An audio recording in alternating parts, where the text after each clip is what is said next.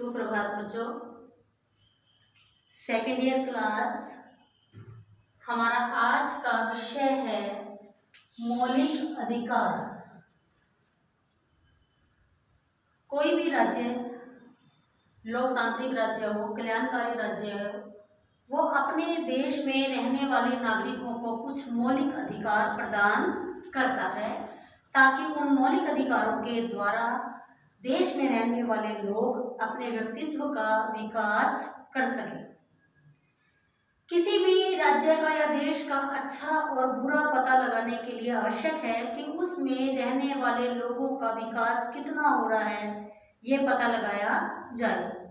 जितने ज़्यादा विकसित किसी देश में रहने वाले लोग होंगे, अपना विकास कर रहे होंगे, वो राज्य या देश उतना ही विकसित होगा। इसी बात को ध्यान में रखते हुए हमारे भारत जैसे देश में भी भारत में रहने वाले लोगों को संविधान के द्वारा कुछ मौलिक अधिकार दिए गए हैं। ठीक है, तो मौलिक अधिकार होते क्या हैं? ऐसे अधिकार जो किसी देश में रहने वाली जनता को उस देश की सरकार की तरफ से दिए जाते हैं और उन अधिकारों को उस देश के संविधान से संरक्षण प्राप्त होता है, यानी वो अधिकार जिन्हें आपसे कोई छीन नहीं सकता। अब ये जो भारत के अधिकार हैं, जो भारतीय लोगों को मिले हैं, वो कितने अधिकार हैं? वो 6 अधिकार हैं, जिनका वर्णन संविधान के 3 भाग के अनुच्छेद 12 से 35 तक 24 धाराओं में किया गया है। ये ध्यान रखना, ये 2 नंबर का क्वेश्चन भी आ सकता है कि जो मौलिक अधिकारों का वर्णन है वो कहाँ पर है, उसका वर्णन संविधान के 3 भाग अनुच्छेद 12 से 35 के बीच में किया गया है। ठीक है, और पहले हमारे संविधान की ओर से हमें 7 अधिकार प्राप्त थे, लेकिन जो 7वां अधिकार था वो था संपत्ति का अधिकार। अब इस अधिकार को 44वें संशोधन द्वारा, ठीक है, समाप्त करके कानूनी अधिकार बना दिया गया है। तो मैं अभी बता रही थी आपको क्या अर्थ है। मौलिक अधिकार वो अधिकार जिन्हें न्यायालयों के द्वारा संरक्षण प्राप्त होता है और जिनके संबंध में उच्च न्यायालय या सर्वोच्च न्यायालय कोई भी आदेश जारी कर सकते हैं, वो भी जब हमसे हमारे अधिकार छीने जाए। आज हम सबसे पहला अधिकार जो है, वैसे तो हम पहले आपको 6 अधिकार बता देती हूँ। ये जो 6 अधिकार हैं वो कौन कौन से हैं? सबसे पहला अधिकार है समानता का अधिकार, जिसका वर्णन अनुच्छेद 14 से 18 के बीच में किया गया है। दूसरा अधिकार है स्वतंत्रता का अधिकार, इसका वर्णन अनुच्छेद 19 से 20 के बीच में किया गया है। उसके बाद है तीसरा अधिकार जो है वो है शोषण के विरुद्ध अधिकार, इसका वर्णन अनुच्छेद 23 और 24 के बीच में किया गया है। अगला अधिकार है धार्मिक स्वतंत्रता का अधिकार, इसका वर्णन अनुच्छेद 25 से 28 के बीच में। 5वां अधिकार है सांस्कृतिक व शैक्षणिक अधिकार, इसका वर्णन 29 और 30 दो अनुच्छेदों में इनका वर्णन किया गया है। अगला अधिकार यानी कि 6ठा अधिकार है संवैधानिक उपायों का अधिकार, इसका वर्णन अनुच्छेद 32 में किया गया है। अब आप ये पूछेंगे कि मैडम 31वां अनुच्छेद कहाँ गया? 31वां जो अनुच्छेद है वो हमें उसमें जो मैंने भी आपको बताया जो 7वां अधिकार था संपत्ति का अधिकार, वो 31वें अनुच्छेद में उसका वर्णन था। ठीक है, यह वर्णन अभी भी संविधान में वर्णन तो है, बेशक उसे समाप्त कर दिया गया। अब बच्चों हम जो आज सबसे पहला अधिकार है जो है समानता का अधिकार, आज हम पहले इसके बारे में बात करेंगे। समानता का अधिकार जिसका वर्णन 14 से 18 के बीच में 5 अनुच्छेदों में किया गया है। समानता का अधिकार क्या कहता है? समानता का अधिकार कहता है कि देश में रहने वाले सभी लोगों को सभी क्षेत्रों में समानता प्राप्त होनी चाहिए। ठीक है, और वो क्षेत्र कौन कौन से होने चाहिए और कौन से अनुच्छेद में उसका वर्णन है? अनुच्छेद 14 के अनुसार सभी व्यक्तियों को कानून के सामने समान समझा गया है। सबको समान, कानून सबको समान समझेगा। 15वें अनुच्छेद के द्वारा किसी भी व्यक्ति के साथ उसके धर्म, उसकी जाति, लिंग और जन्म स्थान के आधार पर कोई भेदभाव नहीं किया जाएगा, सबको समान समझा जाएगा। अनुच्छेद 16 में, अनुच्छेद 16 क्या कहता है, किसके समान है? अनुच्छेद 16 में कि सभी लोगों को सरकारी नौकरी में समान अवसर दिया जाएगा, कि सरकारी नौकरियों के सामने सभी समान है, बशर्ते वो व्यक्ति सरकार की पद को पाने के लिए उस पद के योग्य हो। अनुच्छेद 17 छुआछूत की समाप्ति की बात करता है। अनुच्छेद 17 में क्या कहते हैं कि किसी के साथ भी कोई धर्म के नाम पर भेदभाव या छुआछूत के नाम पर भेदभाव नहीं किया जाएगा, सबको समान समझा जाएगा।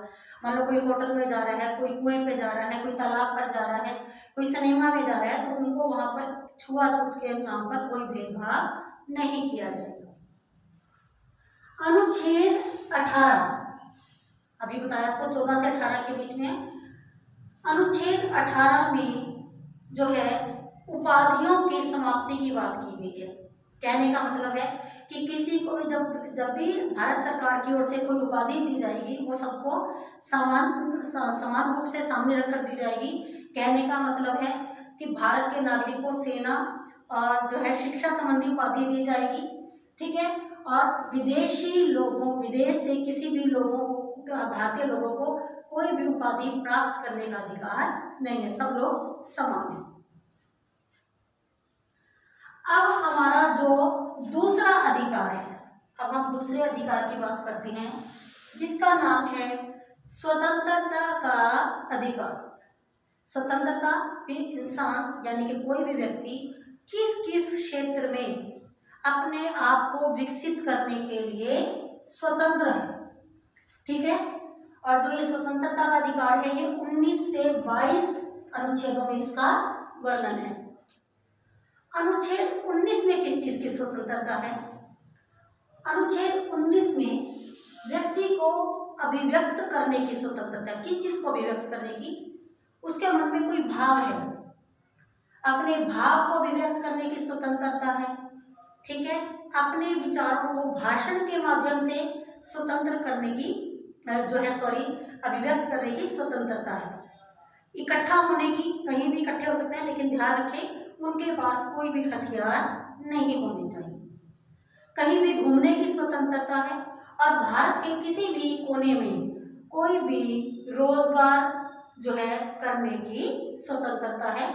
ध्यान रहे, यहाँ पहले एक अपवाद था जम्मू कश्मीर, कि भारत का कोई भी व्यक्ति जम्मू कश्मीर में जाके धारा 370 के अंतर्गत हम कोई भी रोजगार, कोई भी व्यक्ति वहां जाकर रोजगार नहीं कर सकता, सिर्फ वही लोग कर सकते हैं। लेकिन अब इस धारा को हटा दिया गया है, तो अब कोई भी व्यक्ति कहीं भी भारत के किसी भी जो है क्षेत्र में जाकर कोई भी रोजगार कर सकता है। अनुच्छेद 20 में किस चीज की स्वतंत्रता है? अनुच्छेद 20 में कहता है अपराध के दोष से संबंधित बात करता है कि अगर किसी व्यक्ति ने कोई अपराध किया है और उस अपराधी व्यक्ति को सजा कुछ समय बाद दी जाती है, तो ध्यान रहे अपराधी व्यक्ति को जिस समय उसने अपराध किया है उस समय से संबंधित कानून के द्वारा ही सजा दी जाएगी। यहाँ क्या कहना चाह रही हूँ, मान लो किसी व्यक्ति ने अपराध 2015 में किया है और उस समय अपराध की सजा 6 महीने थी, लेकिन अगर उसको जो है सजा 2017 में दी जाए, जब कि अपराध की सजा 2 वर्ष हो गई है, ऐसा नहीं होगा।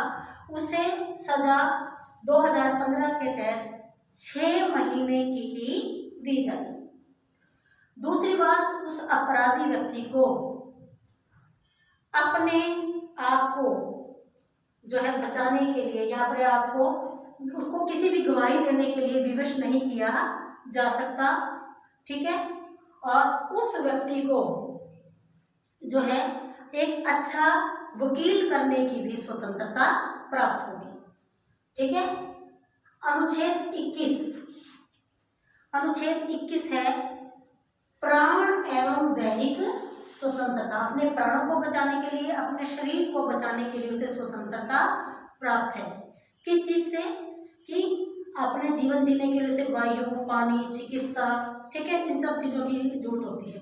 तो वो व्यक्ति हर तरह से, कहीं से भी पानी, ये हर प्रकार से कोई भी दवाई ले सकती है, कहीं भी पानी पी सकता है, किस खुले वातावरण में रह सकता है, ठीक है, घूम सकता है, कहीं भी घूम फिर सकता है।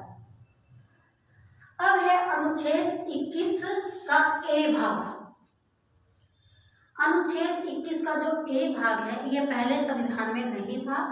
इसे 86वें संशोधन द्वारा 2002 में जोड़ा गया है और इसके द्वारा भारत सरकार की ओर से 6 वर्ष से लेकर 14 वर्ष की आयु तक के बच्चों के लिए जो है अनिवार्य शिक्षा जो है मुफ्त में देने का प्रावधान किया गया है,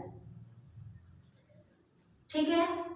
अब है अनुच्छेद 22। हम कर रहे थे स्वतंत्रता का अधिकार 19 से 22 के बीच में। अनुच्छेद 22 क्या कहता है? इसमें अनुच्छेद 22 गिरफ्तारी के संबंध में संरक्षण की स्वतंत्रता है कि मान लो अगर किसी व्यक्ति को किसी जो है अपराध के शक में गिरफ्तार किया गया है, उस व्यक्ति को जो है अपना मनपसंद वकील करने की स्वतंत्रता है। उस व्यक्ति को ये कारण पूछने की स्वतंत्रता है कि उसे किस अपराध में गिरफ्तार किया गया है। और तीसरी क्या स्वतंत्रता है? उस व्यक्ति को 24 घंटे के अंदर अंदर नजदीकी न्यायालय के न्यायाधीश के सामने पेश करना होगा, ठीक है। इसके साथ हमारे 2 अधिकार समाप्त हो गए, ठीक है बेटा। तीसरा अधिकार जो है वो है शोषण के विरुद्ध अधिकार, जिसका वर्णन अनुच्छेद 23 और 24 में किया गया है। पहले अनुच्छेद 23 की बात करते हैं। अनुच्छेद 23 में कहता है कि भारत सरकार किसी भी मनुष्य को किसी दूसरे मनुष्य के व्यापार करने का अधिकार, उसे दास बनाने का अधिकार, उससे जबरदस्ती बंधुआ मजदूरी करवाने का अधिकार नहीं देता। और ये अधिकार जो है ऐसे लोगों को शोषण से बचाने वाला अधिकार है, ठीक है। और वह अनुच्छेद 24 ये शोषण के विरुद्ध है। अनुच्छेद 23 में बड़े लोगों को का व्यापार नहीं हो सकता, उनसे कोई जबरदस्ती मजदूरी नहीं करवा सकता। और जो अनुच्छेद 24 है, अनुच्छेद 24 में जो बच्चे 14 वर्ष से कम आयु वाले हैं, उन लोगों से कोई भी जबरदस्ती किसी कारखाने में, किसी फैक्ट्री में, किसी दुकान पर जबरदस्ती मजदूरी नहीं करवा सकता। इस तरह से आज हमने 3 अधिकारों की बात की है और अगले 3 अधिकार जो रह गए हैं हमारे, धार्मिक स्वतंत्रता का अधिकार, सांस्कृतिक व शैक्षणिक अधिकार और संवैधानिक उपायों का अधिकार। इन 3 अधिकारों की बात जो है हम अपनी अगली वीडियो में करेंगे। उम्मीद करती हूँ कि आपको ये समझ में आया होगा। धन्यवाद बच्चों।